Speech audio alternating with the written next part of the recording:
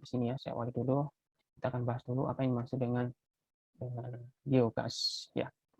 Oke, biogas ya, ini adalah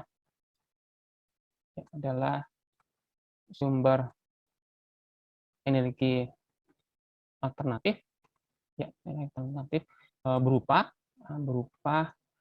gas. Nah, ini ya, gas metana ya, atau CH4 ya, teman-teman tahu gas metana CH4 ya, yang diperoleh ya, yang diperoleh secara alami ya, diperoleh secara alami ya, melalui proses melalui proses fermentasi anaerob ya, anaerob ya, bahan organik ya, dari bahan organik. Oke, gini ya. Oke, jadi biogas itu berupa energi alternatif ya, berupa gas metana. Jadi dia spesifik adalah gas metana aslinya, atau apa namanya, bentuknya adalah gas metana yang diperoleh secara alami, melalui proses fermentasi ya, anaerob ya, bahan-bahan organik ya. Kita bahas dulu pengertiannya. Kenapa kok gas metana? Gas metana ini bisa digunakan sebagai sumber energi alternatif ya. Jawabannya karena teman-teman tahu ya, kalau teman-teman lihat data-data senyawa organik. Nah, metana ini ya, itu dapat mengalami reaksi pembakaran kan ya. Reaksi pembakaran yang ini, reaksi pembakaran entalpinya, entalpi combustionnya itu adalah 890,3 kilojoule per mol. Ya. Oh ya, artinya bahwa kalau kemudian kita punya gas metan ya, reaksi CH4 ya, dan O2 ya, kita tahu kalau ini bereaksi CH4 ya ditambah dengan O2 ya, maka ini bisa mengalami reaksi apa namanya, eksotermis ya. Dia akan menghasilkan CO2 dan H2O ya, reaksi eksotermis ya, ya, atau reaksi menghasilkan panas ya, atau melepaskan panas atau energi ya. Dan ini ya, itu bisa menghasilkan energi sekitar 890,3 ya. Dan delta H-nya itu adalah minus 890,3 kilojoule per mol. Nah, hasil pembakaran inilah yang berupa entalpi 890,3 kilojoule per mol yang bisa digunakan sebagai sumber energi ya, dari metana. Gitu. Ya, sehingga kemudian bisa digunakan sebagai sumber energi. Gitu ya. Itu yang pertama. Kemudian yang kedua yang perlu kita bahas juga di sini ada diperoleh secara alami melalui proses fermentasi. Karena sebenarnya gas metana itu di alam ya, yang ada di alam ini bisa diperoleh dengan banyak cara sebenarnya. Ya, salah satunya sumber gas metana di alam itu adalah dari fosil ya, dari fosil. Misalnya ini adalah Pertamina. Saya kasih kalau pakai ini ya. Nah, ini ya, kalau teman-teman perhatikan ya, ini adalah ladang migas ya, di lepas pantai ya.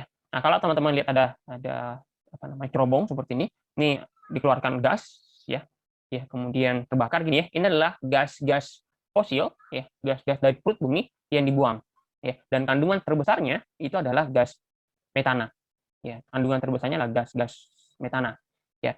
Gini, kalau pengeboran gas ya, kalau kita ambil gas dari perut bumi, nah kandungannya itu kan sebenarnya jadi di sini ya. Ya, sini ya. Jadi gas alam ya. Nah, itu ada CH4 ya. Nah, kemudian nanti ada etana ya. Kemudian ada apa lagi nih? Propana ya. Nah, kalau ini nanti dipakai ya sebagai LPG ya, sebagai LPG. Kalau ini ya. Kalau ini biasanya dibuang. Ya. Ya, kalau ini ya tambang gas alam ya. Ya. Jadi Indonesia itu banyak gas ya, banyak gas. Ini juga bisa butana sebenarnya. Ya, juga butana ini biasanya gas untuk kalau teman-teman apa namanya, gas tabung ya, yang kecil ya. Kalau teman-teman biasanya camping ya, biasanya kan ada botol isinya gas, itu isinya butana. Tapi kalau yang LPG yang bisa kita pakai itu adalah etana dan propana. Nah, tapi ada juga CH4 ya, CH4 atau metana. Nah, itu biasanya dibuang itu ya seperti ini. Jadi gas metana ini dibuang. Ya, sementara gas etana dan propananya itu nanti dimasukkan ke dalam tabung ya, nanti di pressing sehingga menjadi liquid ya, maka namanya liquid petroleum gas, yaitu isinya adalah etana dan propana. Ya. Kalau butana biasanya dalam tabung yang kecil ya. Kalau teman-teman biasanya camping naik gunung misalnya, kadang bawa tabung isinya gas, nanti biasanya pakai untuk itu. Ya. Tapi untuk gas metananya itu dibuang. Nah, gas metana dari ini kan dari alam ya, karena dia dari fosil. Ini bukan bagian dari biogas. Ya, jadi bukan biogas. Ya, bukan termasuk pengertian dari biogas ya. Meskipun dia dari alam ya. Ya, ini bukan biogas ya, bukan biogas. Berbeda ya. Ini bukan biogas. Mana yang dimaksud biogas? Kalau kemudian gas metana tersebut dihasilkan secara fermentasi ya, anaerob dari bahan-bahan organik. Nah, itu baru disebut dengan gas biogas ya. Tapi kalau dia berasal dari tambang gas alam ya, seperti ini ya, dan biasanya dibuang, nah itu bukan biogas ya, tidak termasuk biogas ya. Mungkin teman-teman bertanya, kenapa kok dibuang ya? Kenapa kok gas metana itu dibuang? Nah, alasannya dibuang itu karena tidak bisa dimampatkan ya, tidak bisa dikompres gas metana. Ya, untuk mengubahnya dari fase gas ke fase liquid, ya biayanya terlalu besar ya. Kalau teman-teman lihat diagram fase, maka kalau sekitar temperatur normal ya, temperatur kamar sekitar 298, kira-kira di sini, kira kalau 298 di sini, itu kan ya, di sini. Kalau kita mau ubah dia ke liquid, ya ke liquid, maka kita butuh tekanan yang sangat besar ya. Kira-kira kan di sini ya, di sini kan ya kira-kira ya, di sini ini sudah berapa? Ini satuannya apa ini? Bars ya. Satunya ada berapa bars ini? Ini 100 ya, 10 pangkat 2 di 100 ya. Ini kira-kira 100-an lebih ya, sekitar 100 ATM lebih. Ya, 100 ATM lebih itu kan besar ya, karena normalnya kan sekitar 1 ATM. Ya. Maka biayanya terlalu mahal. Ya, itulah sebabnya kemudian kebanyakan kebanyakan gas metana yang dihasilkan di tambang gas ya, di tambang gas itu biasanya dibuang saja ya, tidak dipakai. Ya, tidak didistribusikan ya, karena kalau mau didistribusikan dalam bentuk tabung seperti LPG, maka tentu butuh biaya yang mahal ya. Dan tidak mungkin juga kan ya gas metana itu didistribusikan dalam bentuk gas. Ya, nggak mungkin karena gas 3 liter misalnya, ya paling 1 kali masak habis gitu kan ya. Ya, dia harus didistribusikan dalam bentuk liquid. Ya, sama seperti LPG ya. Sama seperti LPG. Kalau LPG kan memang distribusinya dalam bentuk liquid ya. Maka dalam tabung misalnya yang 3 kilo atau 5,5 kilo, itu bisa dipakai untuk rumah tangga mungkin sekitar 1 bulan. Ya, untuk dipakai masak misalnya, itu bisa 1 bulan. Karena memang gasnya dimampatkan, dipres. Ya, sehingga satu tabung itu isinya banyak ya, karena bentuknya liquid. Ya, kalau dia berubah menjadi gas, nanti kan sebenarnya banyak ya. Tidak cuma dalam sebesar 3 kilo atau 5,5 kilo, tapi sebenarnya besar. Gitu kan ya. Karena dia dimampatkan. Nah, etana dan propana bisa, tapi kalau campak itu nggak bisa. Ya, maka biasanya ini dibuang karena tidak biayanya mahal ya, kalau kemudian mau dibuat dalam bentuk liquid metana ya, kemudian mau didistribusikan, tentu butuh tabung yang khusus ya, dan tentu resikonya besar karena tekanannya terlalu tinggi gitu ya.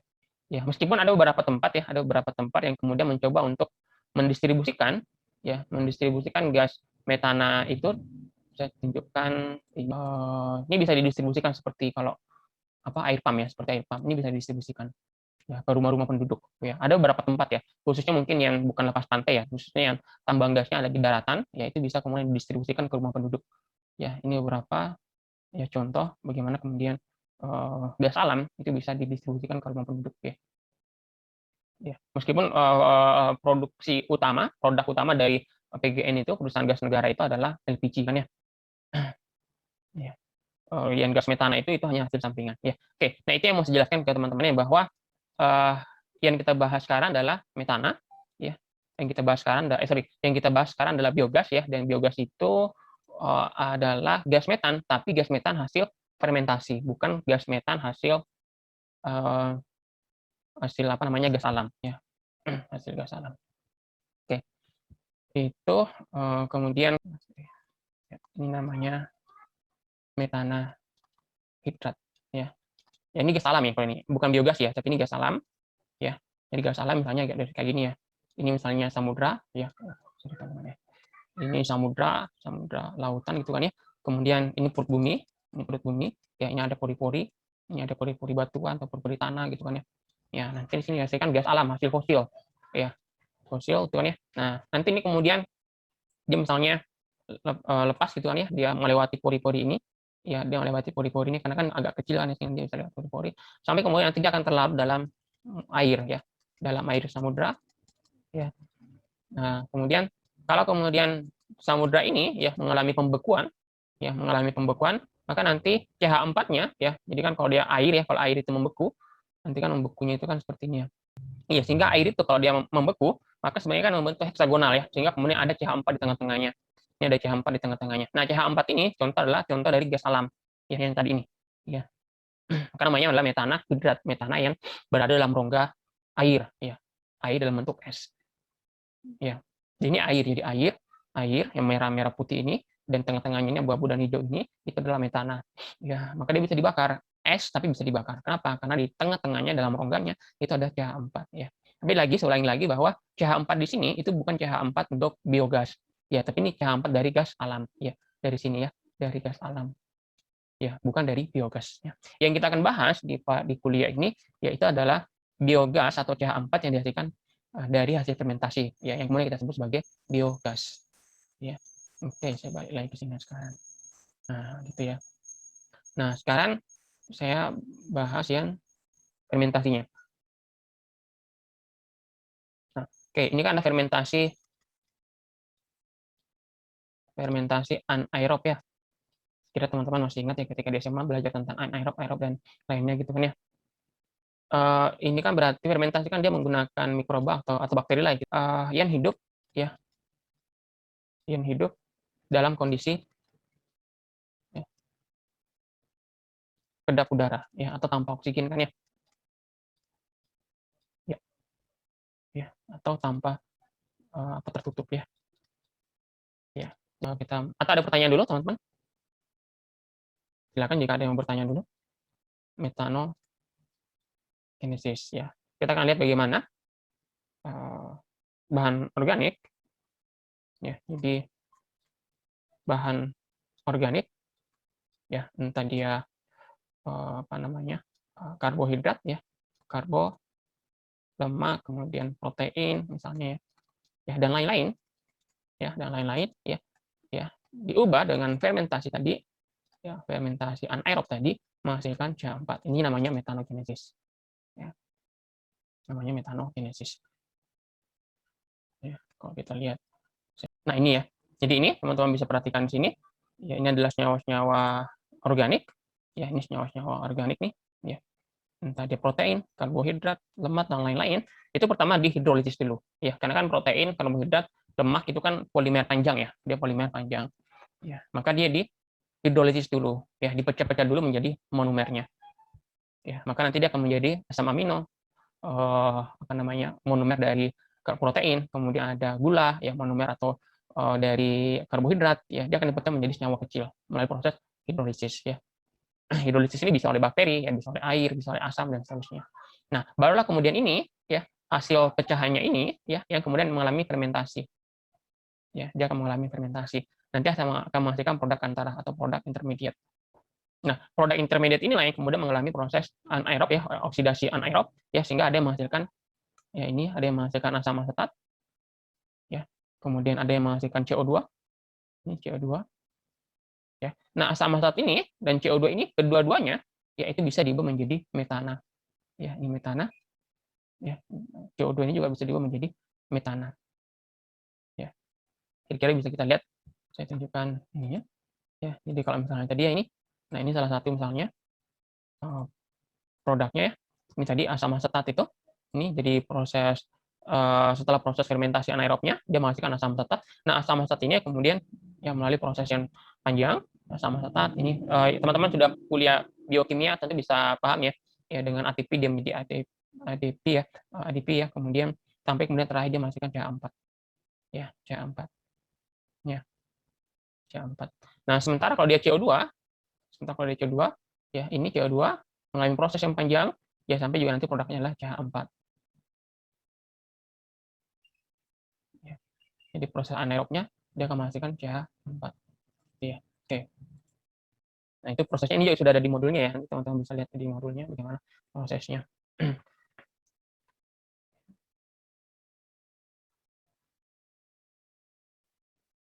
Oke.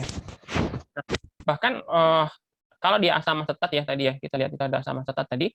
Ini ya, asam asetat yang tadinya asam asetat dia menjadi CH4 kan ya. dia CH4. Selain dia menghasilkan CH4, dia juga menghasilkan CO2 kan ya.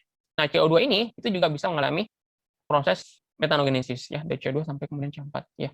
Jadi meskipun di sini kalau kita lihat ya, ini asam asetat ini menghasilkan metana dan CO2. Nah, CO2-nya nanti ya melalui proses metanogenesis yang lain dia juga bisa berubah menjadi metana, satu CH4. Ya. Nah, semua proses-proses ini, nah ini ya jenis-jenis bakteri yang bisa dipakai. Ya. Jadi kalau dia CO2 ini, dia CO2 produknya ya, maka dia bisa diubah ya menjadi CH4 menggunakan bakteri ini, bakteri golongan ini ya. Ya, bakteri-bakteri ini kemudian mengubah CO2 ya menjadi CH4. Ini juga sama ya, dari CO2. Kalau ini golongan dari asam karboksilat atau asam asetat ya, ini bisa menggunakan bakteri-bakteri ini. Ya, ini juga sama ya, ini juga bisa. Ya, maka di sini kita bisa melihat bagaimana peran bakteri itu sangat-sangat besar. Ya, jenis-jenis bakteri ini sangat-sangat besar dalam mengubah produk-produk senyawa-senyawa organik itu kemudian bisa berubah menjadi CH4 ya. Jadi ada jenis-jenis bakterinya yang khusus yang kemudian mengubah senyawa-senyawa organik yang berbeda ya, karena kan senyawa organiknya ada macam-macam kan ya. Oh, ini saya share screen nggak sih? Kayaknya enggak ya. Oh, ini kelihatan kan ya teman-teman ya? Oh, udah ya, saya share screen-nya. Kelihatan, Pak. Ya. Ini juga ada di modulnya ya, sudah saya uploadkan di e-learning, bisa teman-teman downloadkan. Ya. Nah, inilah kemudian bakteri-bakteri ini kemudian berperan dalam mengubah senyawa-senyawa organik yang berbeda tadi menjadi CH4 ya. Nah, kenapa berbeda? Ya karena memang senyawa organik yang terlibat juga beda-beda ya. Ada dari lemak, ada dari karbohidrat. Sorry, mana tadi tuh? Nah, ini ya. Ya, ini ya. Jadi ada yang dari protein, dari karbohidrat, ada yang dari lemak ya. Maka nanti tentu berbeda, ada yang menghasilkan asam asetat, ada yang menghasilkan CO2 dan lain-lain ya. Nah, senyawa organik asam asetat CO2 untuk diubah menjadi CH4 itu nanti menggunakan bakteri yang berbeda-beda yang tadi di sini, yang tadi kita sebutkan di sini.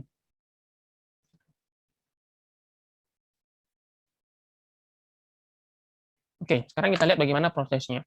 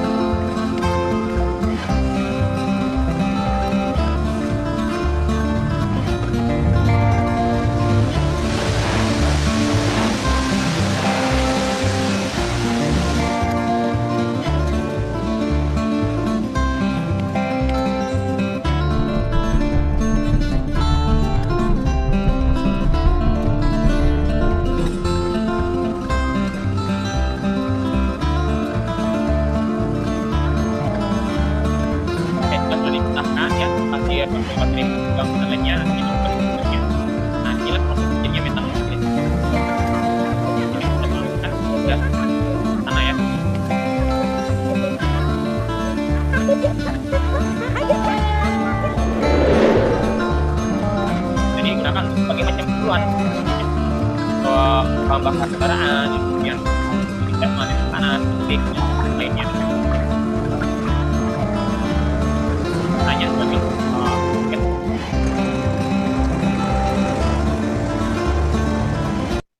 sekilas bagaimana proses pembentukan biogas atau CH4 biogas. Les agents de la méthanogénèse sont des micro-organismes organisés en groupes et chacun de ceux-ci exerce une fonction spécifique. Lagi ini bahas apa ini? Ini kelihatan ya teman-teman ya?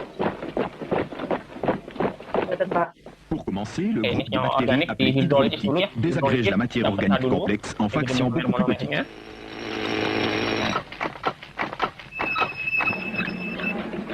Cette action produit des molécules simples Ini et bubulan. celles-ci sont solubles dans le milieu. À ce stade, ces mêmes micro-organismes ainsi que d'autres espèces, principalement les bactéries fermentatives, transforment les molécules dissoutes en produits intermédiaires, tels que alcool, Nah, jadi tergantung Asid senyawa organik. organiknya, ada yang masih alkohol, asam organik, de plus bas poids moléculaire, et acides gras volatiles, qui comprennent l'acide acétique, ainsi que l'hydrogène et l'anhydride carbonique.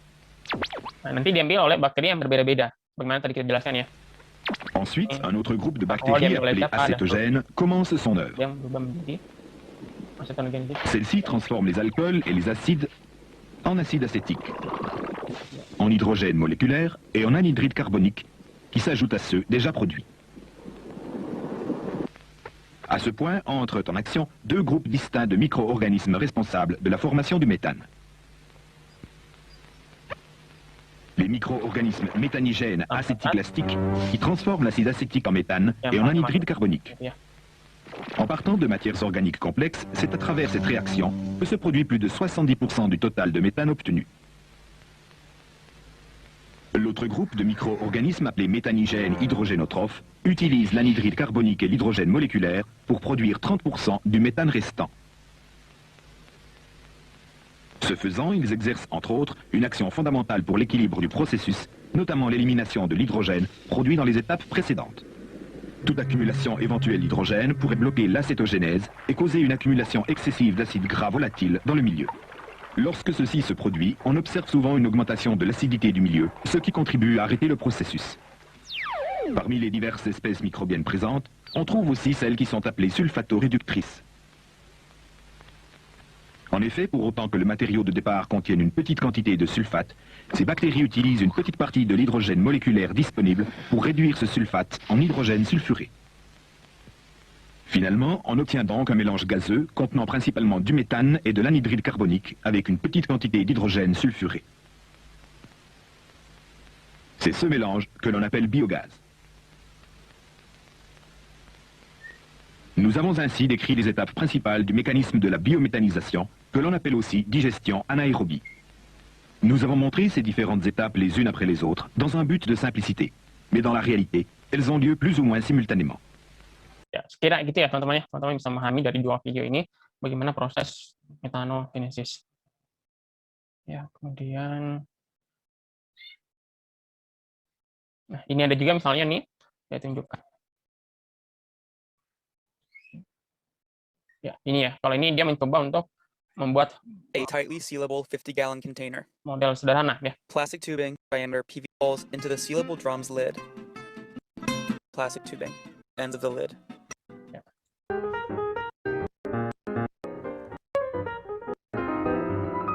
This will be where you insert the drum.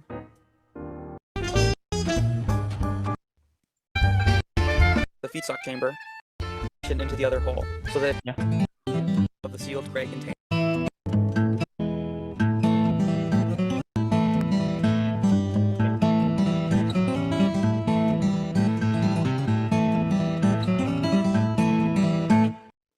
About 2/3 full. Place the gas container upside down. Jadi kontainer ini, kontainer yang warna abu-abu ini digunakan untuk limbahnya, nyawa organiknya mau dimasukkan ke sini ya. Kemudian kontainer yang atau ember yang biru ini nanti menampung gasnya ya. Nanti menampung gasnya. Nanti dia naik ya. Coba kita. And now the digester is ready. Nanti gasnya keluar dari sini. Feedstock goes into the white PVC pipe. Nanti masuk ke sini kan ya. Ini nanti embernya ini naik ya. Itu langsung diambil Methane that ya. is trapped in the blue unit.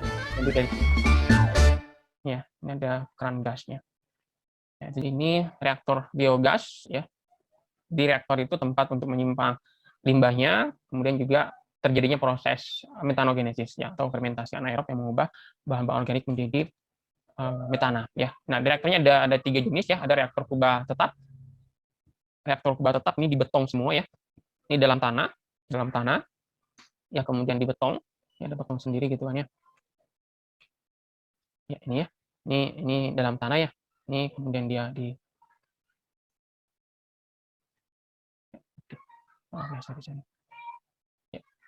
Nah ini ya, ini kemudian sini dibeton sini, nanti limbahnya ditaruh dari sini ya, dimasukkan ke sini inletnya, nanti limbahnya di sini dengan air gitu kan ya, dengan air di situ.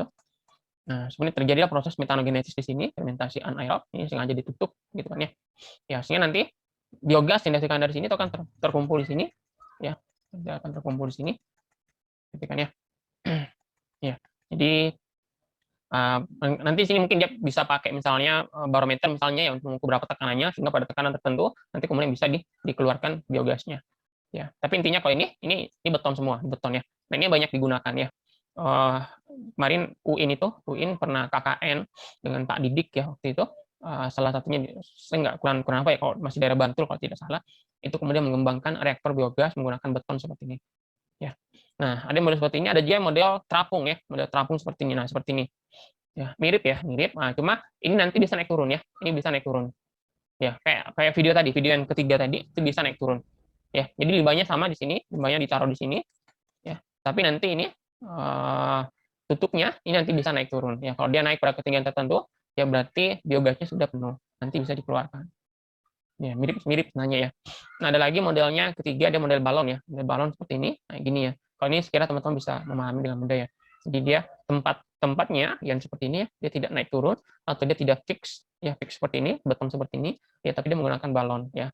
Nanti kalau dia sudah ngembang seperti ini berarti sudah ada isinya gas, nanti langsung bisa dikeluarkan ya. Ada banyak model ya, model-model reaktor yang orang-orang kembangkan untuk kemudian bisa menghasilkan menggunakan biogas ya.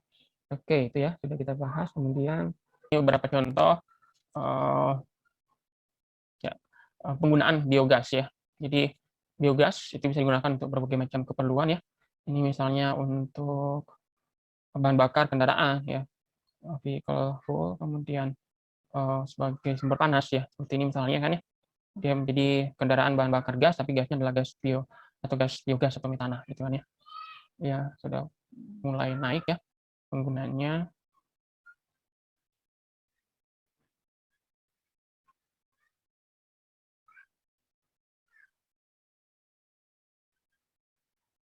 Ya.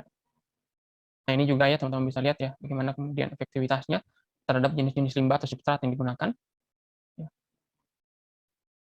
Ya, di beberapa negara ya mereka sudah mulai banyak menggunakan biogas ya. Kalau kita lihat perbandingan dengan energi yang lain ya, di sini juga dibahas. Nah, ini ya. Ini juga dibahas ya perbandingannya. Ya, ini ada biogas, ada natural gas, kemudian ada petrol itu bensin dan lain-lainnya ya. Kemudian ada solar, kemudian ada E85 ini biodiesel ya. Jadi maksudnya biodiesel, bioetanol ya. Etanol dicampur dengan bensin ya. Etanol dicampur dengan bensin. Ya. Kalau kita lihat berapa energi yang dihasilkan ya untuk listrik. Ya, jadi 9,67 untuk biogas metan ya. Kalau gas alam ya, gas alam tadi itu sekitar 11 ya, masih lebih tinggi ya. Tapi dibandingkan dengan bensin dan bensin ya, masih lebih tinggi ya biogas. Ya. Tapi kalau alkohol sangat kecil ya, alkohol atau gasohol ya namanya gasohol. Gasohol itu masih sangat rendah ya, sekitar 6,3. Ya, yang paling tinggi masih natural gas, tapi untuk yang biogas untuk menghasilkan listrik ternyata cukup tinggi ya, 9,7. Ternyata cukup tinggi listrik yang dihasilkan ya dalam satuan kWh. Tadi sifat-sifat gas metana sudah kita bahas ya. Sifat gas metan tadi sudah kita bahas ya. Sifat gas metan tadi misalnya sulit dimanfaatkan ya, sulit dimanfaatkan ya, sehingga distribusinya harus menggunakan pipa ya. Iya, distribusi ya, ini menggunakan pipa. Ya. Kalau menggunakan tabung sangat tidak efisien ya kalau menggunakan tabung karena butuh banyak tabung ya. Kemudian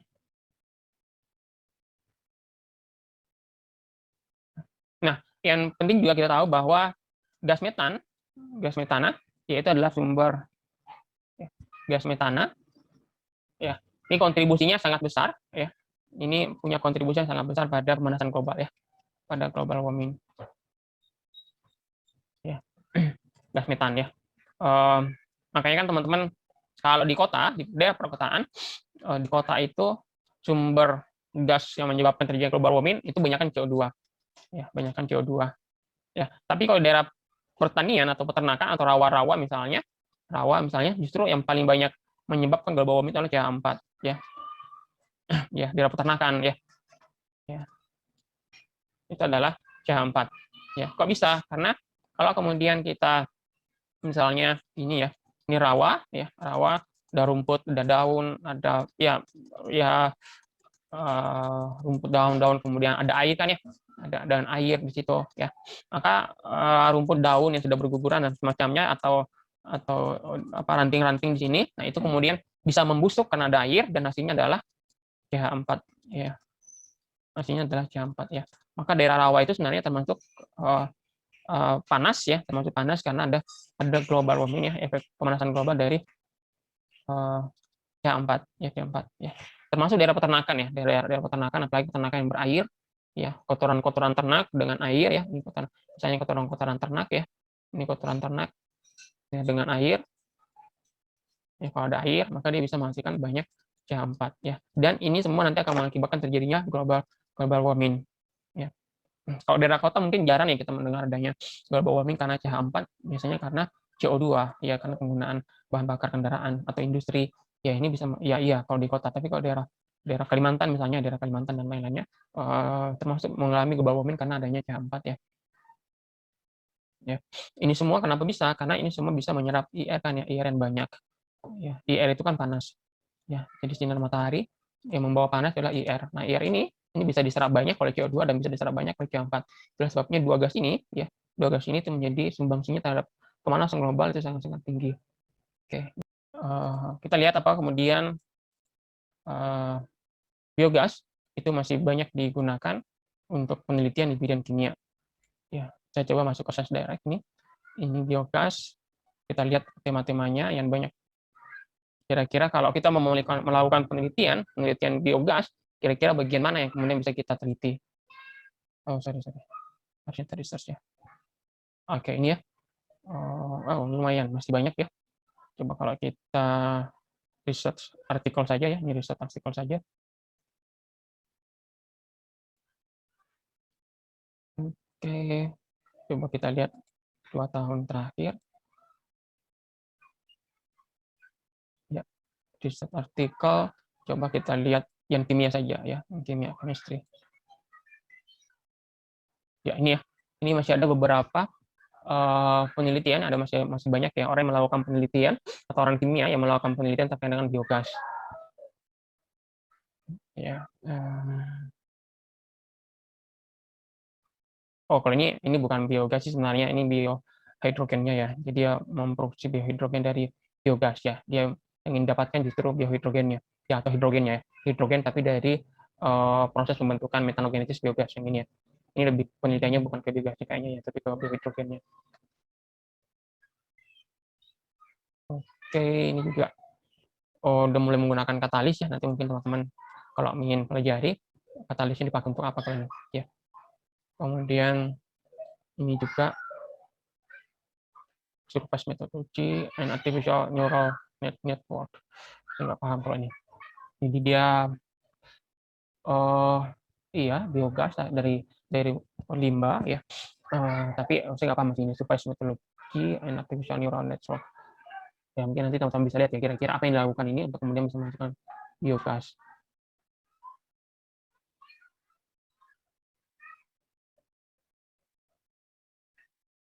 Ya ini penggunaan ya, dia menggunakan biogas untuk mesin apa ya?